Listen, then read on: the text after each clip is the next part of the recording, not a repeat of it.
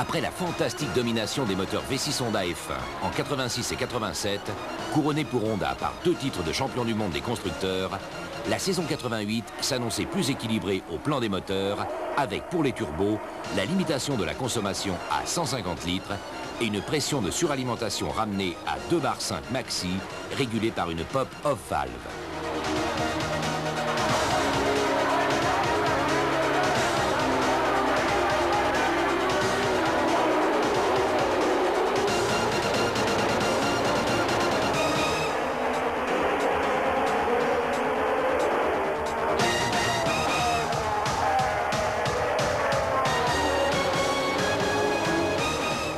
Imposant des contraintes énormes aux ingénieurs motoristes en termes de poids, d'encombrement, de rendement, Honda a relevé ce challenge avec succès, démontrant sa parfaite maîtrise des technologies les plus sophistiquées par la réalisation de ce moteur puissant, économe et fiable, bijou technologique, rêve de tout ingénieur, fruit de l'expérience et de la passion. C'est le Honda RA 168E V6 Turbo.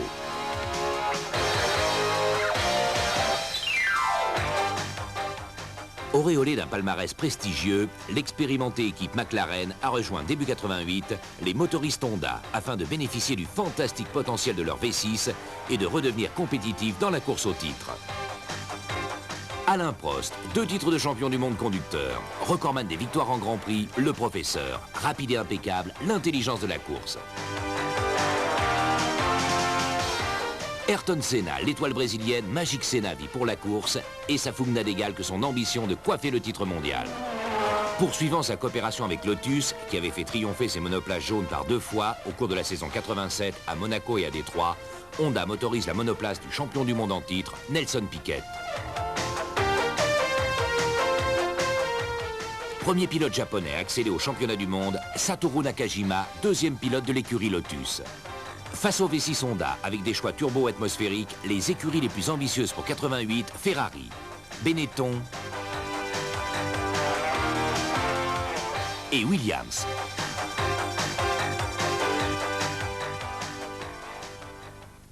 Première manche du championnat 88, 3 avril, Grand Prix du Brésil, circuit de Jacarepaguá. Aux essais, Senna a réalisé la pole position, mais dans le tour de chauffe, sa tringlerie de vitesse a lâché, l'obligeant à sauter in extremis dans le mulet et à s'élancer derrière tout le monde depuis la piste des stands. Prost, 3e temps, a donc le champ libre et dès le premier virage, il a refait son retard sur Mansell, placé devant lui sur la ligne. Débarrassé de la menace Senna et creusant l'écart avec Mansell, Prost effectue une chevauchée quasiment solitaire en tête.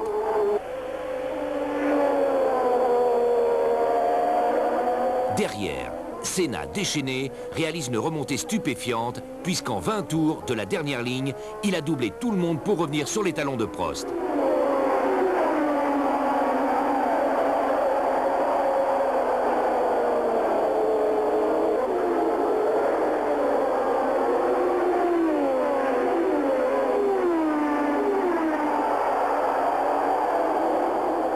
Au 30e tour, les commissaires stopperont net les efforts du Brésilien. Le drapeau noir adressé à Senna intime l'arrêt immédiat pour non-respect des procédures lors du changement de monoplace au départ. Dépité, Senna admettra difficilement cette décision car devant son public, il semblait irrésistible.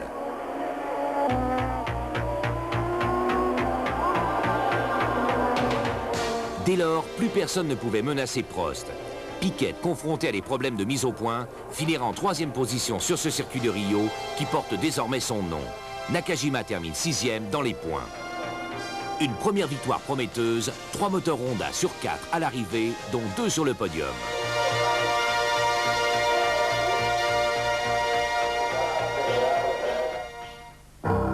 Deuxième manche, Grand Prix de San Marin, 1er mai, Imola. À Rio, les moteurs turbo avaient dominé et enlevé les 8 premières places. On pensait qu'à Imola, les moteurs atmosphériques pourraient profiter du tracé très exigeant au plan de la consommation pour prendre leur revanche. Placés en première ligne sur la grille de départ, les 2 McLaren ont distancé de 3 secondes leurs adversaires aux essais.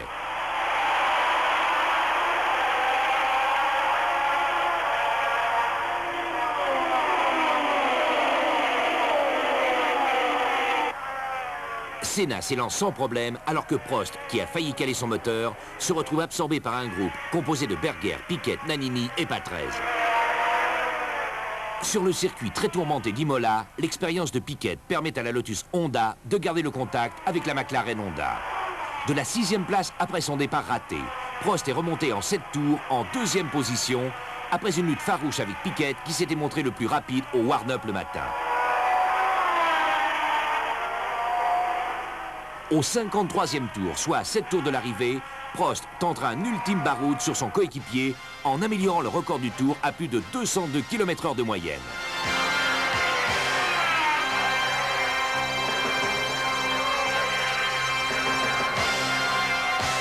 Sur la ligne d'arrivée, 2 secondes seulement séparent les deux McLaren Honda. Dans leur duel, ils ont relégué tous leurs adversaires à un tour, dont Piquet qui finit 3e. Nakajima termine 8e. 4 moteurs Honda au départ, 3 sur le podium. 3e manche, Grand Prix de Monaco, 15 mai.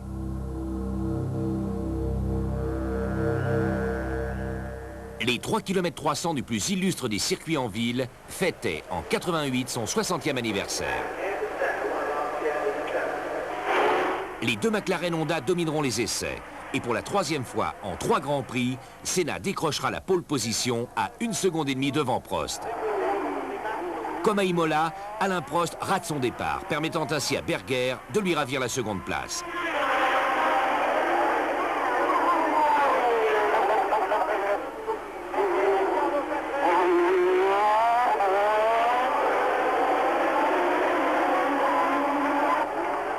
Durant 53 tours, Berger bouchonnera Prost, favorisant l'échappée en tête de Senna, lequel augmentera régulièrement son avance de 13 secondes au 10e tour à 40 secondes à la mi-course. Au 32e tour, au virage de la piscine, Alboreto et Mansell s'accrochent. La Williams est out, mais la Ferrari, suspension endommagée, devra baisser de rythme. Berger a dû laisser filer Prost, qui s'est fixé de remonter sur Senna.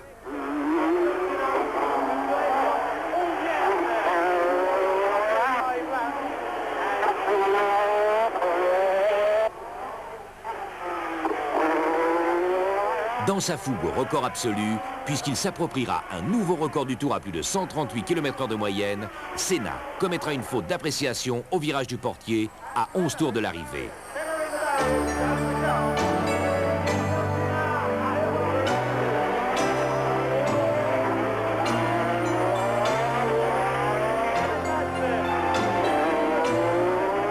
La magnifique occasion perdue pour Magic Senna bénéficiera à Prost. Monaco 88, double anniversaire. 30e victoire en Grand Prix pour Prost, 30e victoire en Grand Prix pour les moteurs Honda. 4e manche, Grand Prix du Mexique, 29 mai.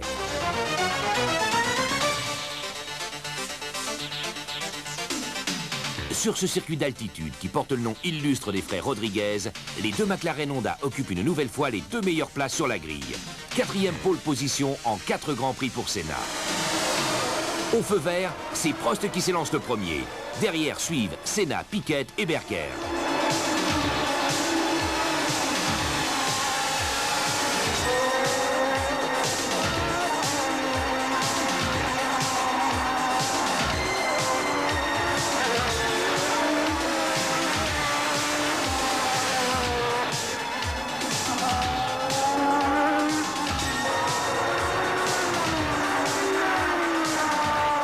À l'exception d'un problème de pneus qui viendra ralentir la domination de Prost, rien n'arrêtera la 4e victoire et le 2e doublé sur 4 Grands Prix des McLaren Honda.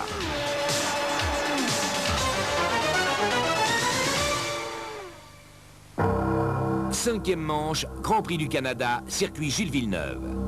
Les spécialistes considéraient que la domination des McLaren serait remise en cause sur ce circuit de Montréal, très exigeant au point de vue de la consommation. Mais dès les essais, les McLaren Honda s'imposeront aux 2 premières places et ce sera la 5e pole position pour Senna en 5 Grands Prix. Dès le départ, c'est Honda contre Honda, Prost prenant un léger avantage dès le premier virage devant Senna et Ferrari, Benetton et la Lotus de Piquet.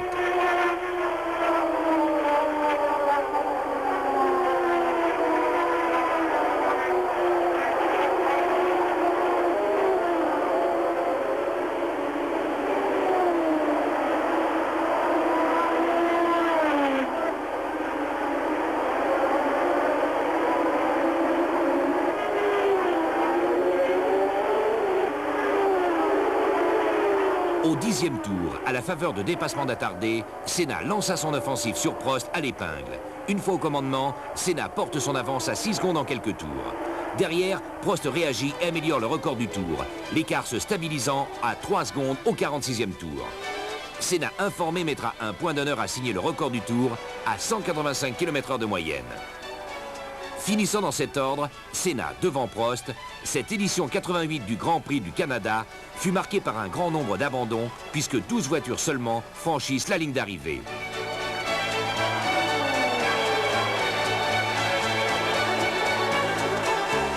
Cinquième victoire, troisième doublé pour l'écurie Honda Marlboro McLaren, Piquet quatrième complète le succès du V6 Honda.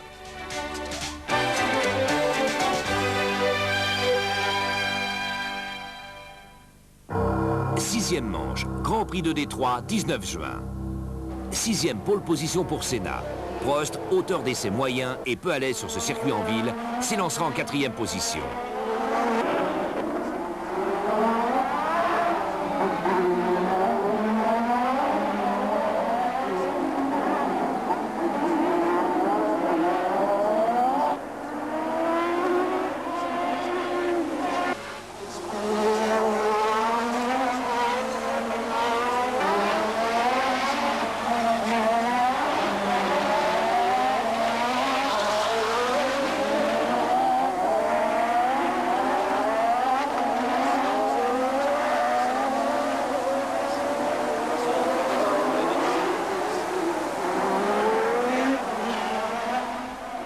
Débordé au départ par Berger, Alboreto et Boutsen, Prost doit s'employer pendant 6 tours pour se replacer derrière Senna, en doublant tour à tour Alboreto puis Berger, à la faveur d'une crevaison du pneu arrière gauche de la Ferrari.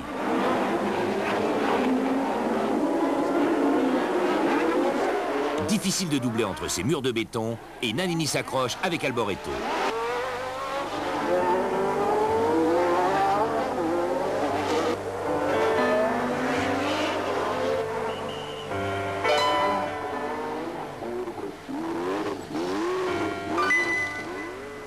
Changement de pneu pour Senna, presque 11 secondes, mais l'avance du Brésilien est confortable sur Prost et il repart sans avoir été doublé.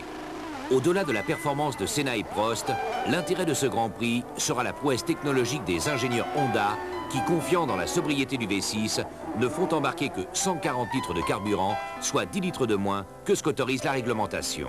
Au terme des 253 km de course, les deux McLaren Honda laisseront tous leurs adversaires à un tour.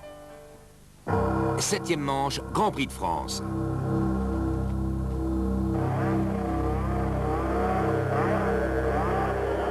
Première course de l'été sous un chaud soleil, le plateau du Castellet se prépare à vivre une grande fête tricolore.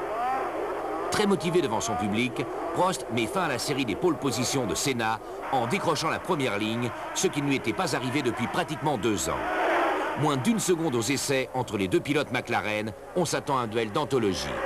Dès le départ, Prost prend la course en main et Senna derrière emmène un peloton composé des Ferrari, de la Lotus de Piquet et des deux Benetton ainsi que la Williams de Mansell, très incisive sur ce circuit qu'il a vu gagner ici même l'an dernier.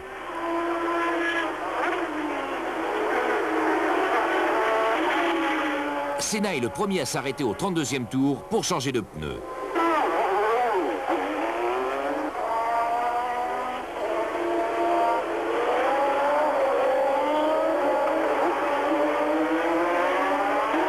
Prost limite 2 tours plus tard, l'arrêt s'éternise. 10 secondes 68 et Senna en profite pour s'emparer du commandement. Aux prises avec une transmission tordue qui l'empêche de rétrograder au freinage, Senna pousse sa McLaren à la limite pour retarder le retour de Prost.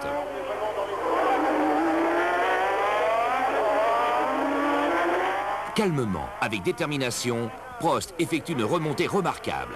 Au 61e tour, à l'occasion du dépassement de la Minardi de Martini, Prost surprend Senna avec une maîtrise de pilotage extraordinaire dans le très technique virage du double droite du Beausset.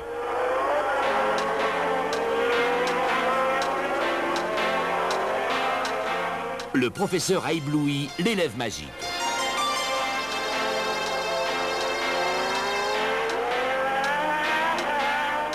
Plus rien ne changera en tête, Prost remporte sa 32e victoire en Grand Prix.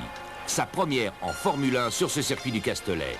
Piquet 5e et Nakajima 7e complètent le succès du V6 Honda avec les deux McLaren.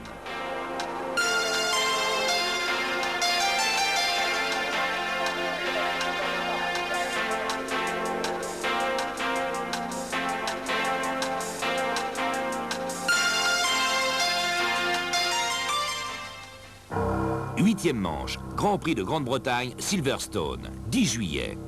La tradition est respectée, il pleut sur l'Angleterre. Et pour la première fois depuis le début de la saison, la course allait être effectuée sur une piste détrempée. Berger a réalisé la pole position devant Alboreto, alors que Senna et Prost s'élancent depuis la deuxième ligne. Dans ces conditions délicates, la puissance peut moins s'exprimer et dès le premier tour, Berger, Senna, Alboreto sont talonnés par les jeunes loups, Gugelmin et Capelli, suivis de Mansell, Warwick et les deux Lotus Honda.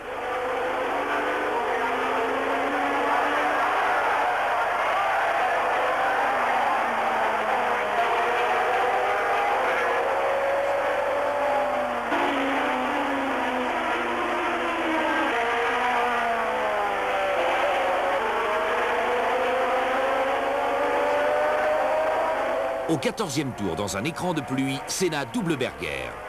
Prost en difficulté dans ces conditions épouvantables est en délicatesse avec son embrayage. Il doit concéder un tour au leader.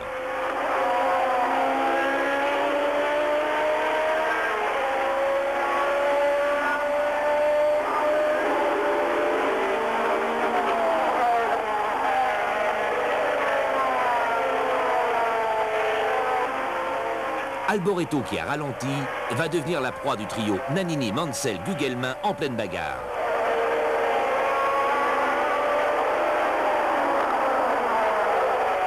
Au 20e tour, Nannini, sous la pression de Mansell et Alboreto, part dans une toupie qui ne refroidit en rien son ardeur. Au 25e tour, se trouvant très distancé et en but avec des problèmes de stabilité, Prost s'arrête et préfère se retirer plutôt que de prendre des risques sans espoir de marquer des points.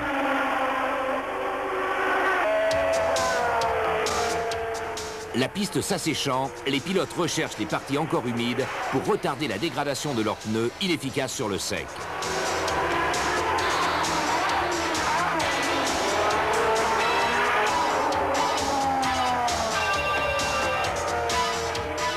Nannini, insatiable, s'attaque à nouveau à la forteresse Mansell. Nouvel échec de l'Italien, avec cette fois une séance de tout-terrain dans le gazon et les graviers. Retour sur la piste, la Benetton joue au marchand de sable, mais Nannini ne s'endort pas.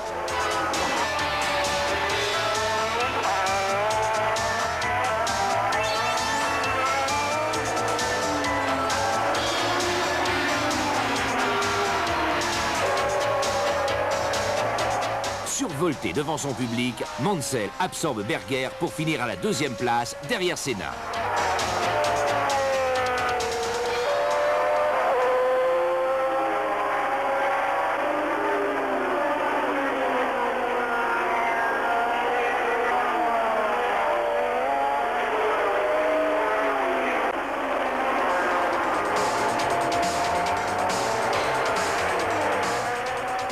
La Formule 1 est dans le domaine du sport automobile la compétition la plus exigeante en termes de performance, de rendement, de fiabilité, de consommation, de qualité.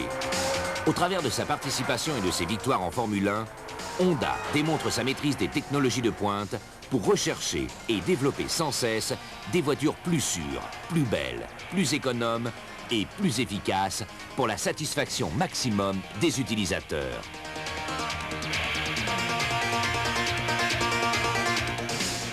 Honda, le futur en mouvement.